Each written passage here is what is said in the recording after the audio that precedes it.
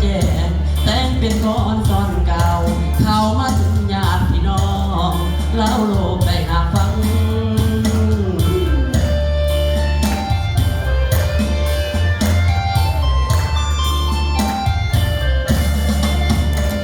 ทำเมืองนิทานผู้พระเจ้ามีงูนอนำประคำความประทับที่มันงงผู้ที่เจออยู่เลอดำคำเอ้ยอยู่ตามป่าและมลมันวันประสนได้สืบทอดอยู่พอหลอดชีวิตใดลงไปไว้หอดเยปีผลนา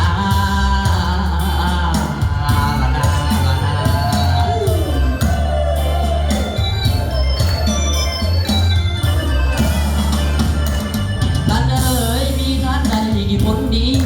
ว่าก่อนเกิดสิ่งใดดีในวิถีของชีวิตมาโดนโลกาโกคนเฮาวังสักสีก็เป็นทีถือพิมันนับเป็นใหญ่ปาใจกันมาบอกสีสตาร์ทให้ฝ่ายไม่ดีเจ้าเอ้ยเจ้าเอ้ยเจ้าเอ้ยเอาก็เสียเลย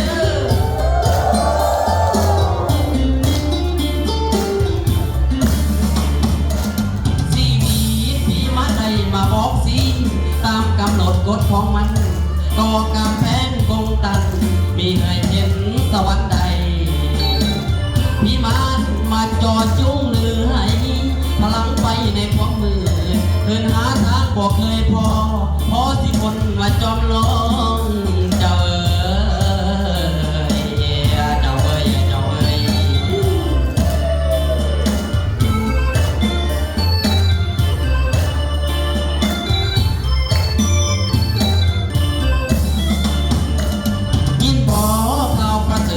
ปงปงเอิญวันมัน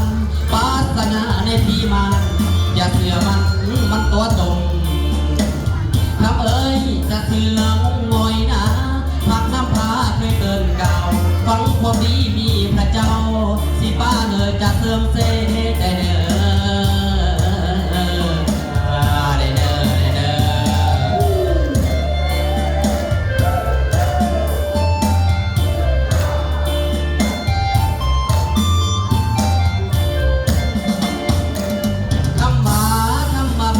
มานี้ทั้งนี้นานมาเปิดหลอกมาเปิดป้องพอกุนนำพวงอุ่นเสืออย่างดีมันเก่งการกระบดแล้วบดเร็วก่อการโซมัวมองทุกสิ่งแนวจองห้องแม่นวิธีมันใส่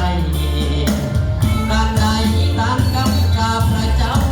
พาตะเมาพาบูไทยเฮามีบาปหลายเพียงใดเพิ่นอาภัยเอาบทใดหากเปิดเจอสู่บทแล้วบททางพ้นสู่สวรรค์ได้เด้อ